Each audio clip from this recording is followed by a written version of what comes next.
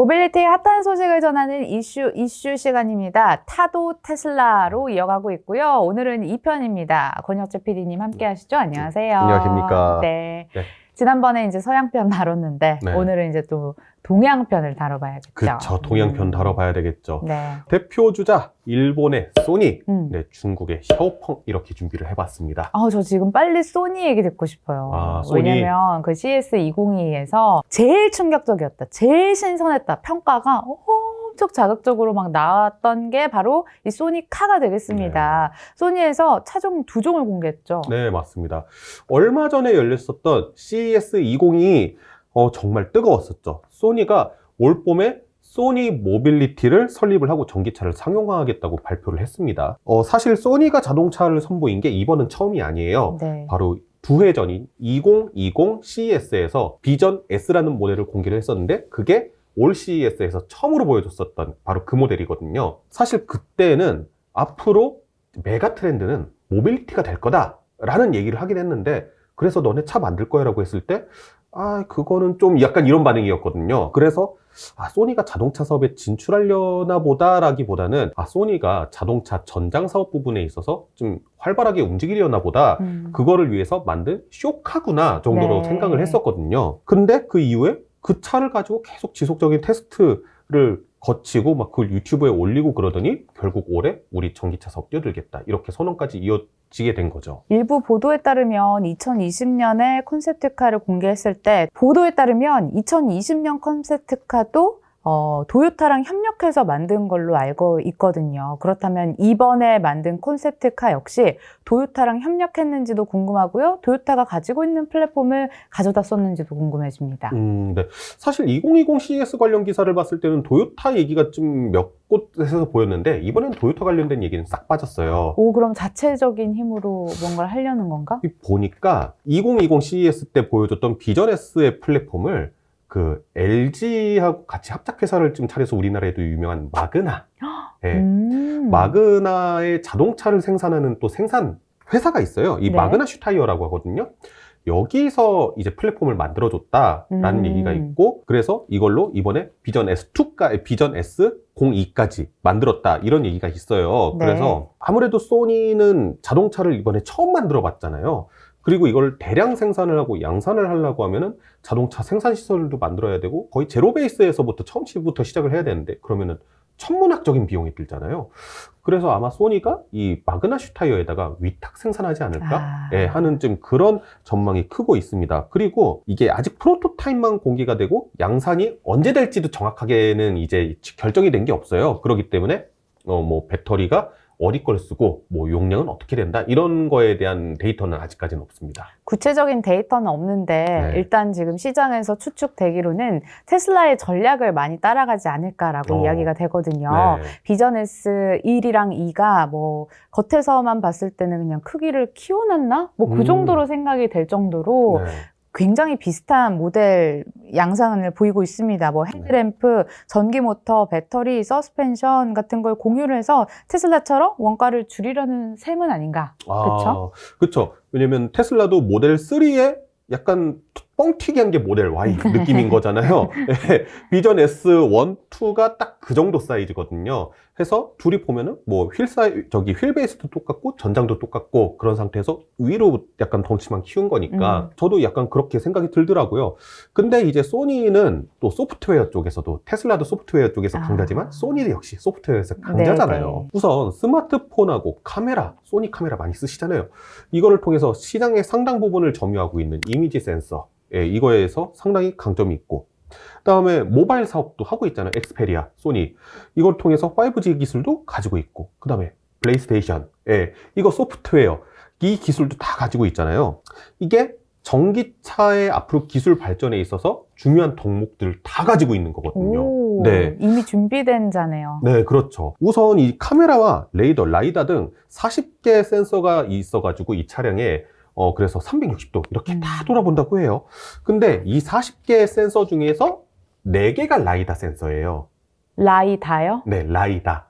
라이다 엄청 비싸잖아요. 엄청 비싸잖아요. 그래서 이게 실제 양산화될 때는 아무래도 조금 이렇게 줄어들지 않을까.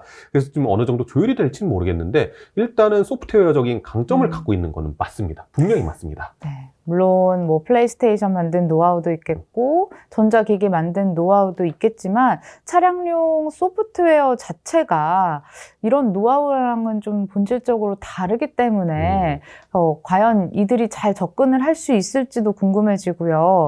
영화, 엔터, 음악 사업 같은 강점을 갖고 있는 건 알아요. 근데 이걸 가지고 도대체 어떤 완성도를 가지고 있을까도 궁금해져요. 완성차 정말 보고 싶네요. 그러니까요. 뭐 사실 그래요. 플레이스테이션 소프트웨어를 암만 잘 만들어도 자동차의 소프트웨어는 또 분명 다를 거란 말이에요. 그렇기 때문에 소니의 전기차 기술력이, 소프트웨어 기술력이 높다라고 보기는 아직 어렵습니다.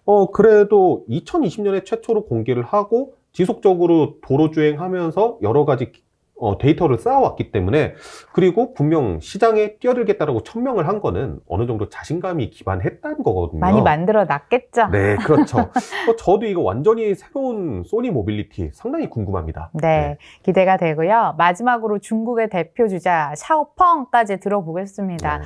사실은 뭐 국내에서 돌아다니고 있는 중국차도 많이 본 적이 없고 생소하기도 하고 알려진 것도 많이 없어가지고 샤오펑이 어떻게 테슬라의 대항마가 될 수 있을지 궁금합니다. 아, 네. 아무래도 좀 생소하신 분들이 많으실 거예요. 이 샤오펑이라는 회사 2014년에 설립된 회사인데요.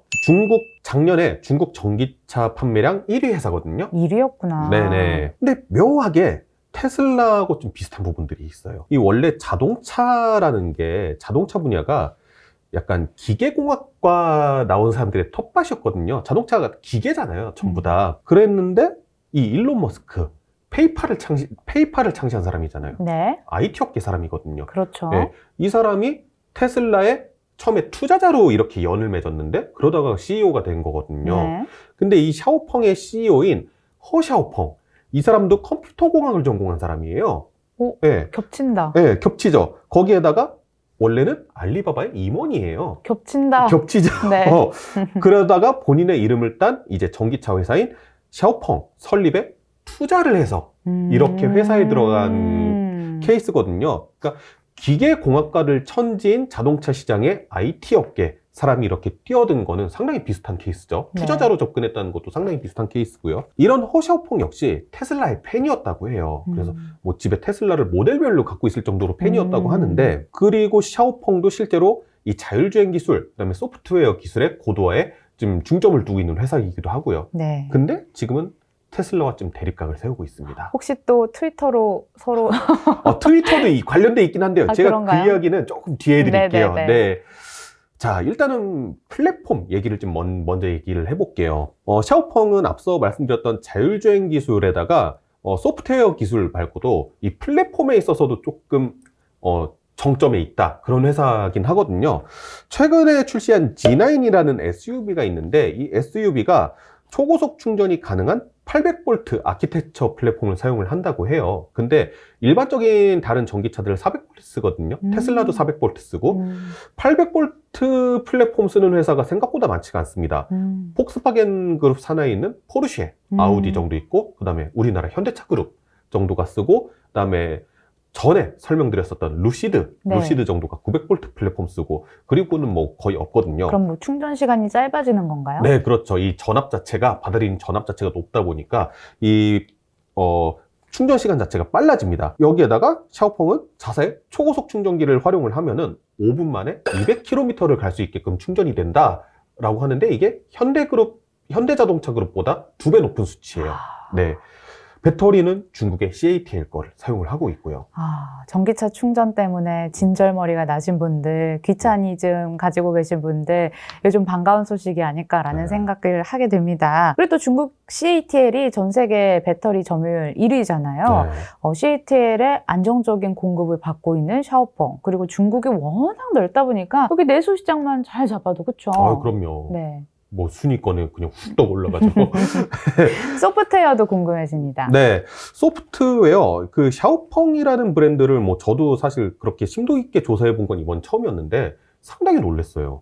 자율주행 기술이 엄청나더라고요. 잠깐만, 지금 소프트웨어 얘기도 되게 네. 높게 얘기하시고, 네. 배터리 충전이랑 뭐, 자체 플랫폼도 우수하고 계속 좋은 얘기만 나오네요. 저도 놀랬습니다, 진짜. 그러네요. 네, 이게 샤오펑의 자율주행 기술 엑스파일럿이라고 부르는데요. 현재 엑스파일럿 3.0까지 상용화가 되어 있고 곧 있으면 3.5가 상용화가 될 거라고 하는데요. 이 뒤에 붙은 숫자 버전이 있잖아요. 이게 저희가 얼마 전에 얘기했었던 그 자율주행의 단계 있잖아요. 그거랑 비슷하다고 보시면 됩니다. 그러니까 현대차가 올해 레벨 3 수준의 자율주행차를 선보일 계획을 밝혔는데 네. 그것보다 0.5 더 진화한 거면 앞서 있다고 봐야 되는 건지. 그쵸. 네. 자율주행 레벨 3를 이미 작년에 상용화를 했다고 보시면 와. 되는 거예요. 작년부터 상용화했다고 하니 이 엑스파일럿 3.0 같은 경우에는 고정밀 지도가 적용된 중국의 고속도로에서 이제 적용되는 그런 기술인데요. 자율주행 레벨 3 정도의 성능을 보여준다고 하고요. 내비게이션 경로를 지정하면은 그에 맞게 차선 변경도 알아서 해주고요. 그다음에 뭐 가장 빠른 차선을 알아서 이렇게 찾아다니기도 하고 추월도 해주고. 근데 운전자가 스티어링 휠에서 손을 뗀 채로요. 네, 거기 이제 엑스파일럿 3.5 이 올 상반기에 이거 상용화한다고 하는데 이거는 기존의 고속도로에서만 국한됐던 기능을 국도에서도 일반 도로에서도 사용 가능하게끔 그렇게 한다고 합니다. 이미 작년에 어느 정도 개발은 끝내놨다고 하고요. 그리고 내년에 엑스파일럿 4.0을 상용화할 예정이라고 합니다. 이거 역시 유료로 이렇게 구매는 OTA로 업그레이드 해주는 그런 형태로 이제 판매가 되고 있고요. 근데 이 과정에서 테슬라의 기술 도용 논란이 좀 있긴 했어요. 테슬라에 근무하던 엔지니어가 이 오토파일럿 소스 코드를 자신의 아이클라우드에 백업을 받고 퇴사를 하고 이직을 샤오펑으로 합니다. 네, 그래가지고 뭐 끝까지 샤오펑은 우리는 안 도용했다 이런 입장이긴 한데 조금 깨림칙하긴 하죠. 뭐 예. 어쨌든 전기차 자율주행 기술에 있어서 이제 관심 많은 분들은 이 샤오펑이야말로 테슬라를 위협할 수 있는 그런 브랜드가 아니냐 이렇게 얘기를 하시곤 합니다. 네, 자율주행 레벨 3.5 상용화도 그렇고 자체 플랫폼도 강점을 갖고 있는데 이 모든 것에 비해 떨어지는 건 화제성이 아닌가. 네, 그러니까 이게 제가 봤을 때는 이유는 딱 하나인 것 같아요. 왜요? 메이드 뭐죠? 인 차이나. 어. 네, 왜냐면 글로벌 시장에서 인지도가 아직 그렇게 두드러지지가 않아요. 이 중국 자동차 브랜드들이. 네네. 그래서 그에 대한 화제성은 좀 떨어지는 건 맞는 편이고요. 그래도 전기차, 뭐 자율주행 이런 쪽에 관심 있으신 분들은 좀 유심히 살펴보시는 브랜드이긴 합니다. 현재 회사의 CEO가 알리바바 출신이라고 했잖아요. 네. 그래서 알리바바한테 상당히 전폭적인 지원을 받고 있는 것으로 알려져 있고 샤오미로부터도 상당히 전폭적인 지원을 받고 있다고 합니다. 니오랑 더불어서 환경 규제가 엄격한 서유럽 쪽에 차량의 수출을 하고 있고 점차 이거를 규모를 확대해 나가고 있다고 하고요. 2020년에는 나스닥에 상장을 했었는데 우리나라 서학개미 분들 여기 투자해가지고 좀 제법 괜찮은 수익률 보신 분들도 있다고 합니다. 네. 네. 자, 이렇게 해서 테슬라 대항마를 플랫폼, 화제성, 소프트웨어 중심으로 세 가지 측면으로 동서양 살펴봤습니다. 이대 완성차 업체들의 경쟁은 오늘도 계속되는 것 같습니다. 새로운 변화가 생기는 대로 저희 이슈가 또다시 한번 짚어드리기로 약속드리면서 저는 여기서 마치도록 하겠습니다. 끝까지 시청해주신 여러분 고맙습니다. 감사합니다.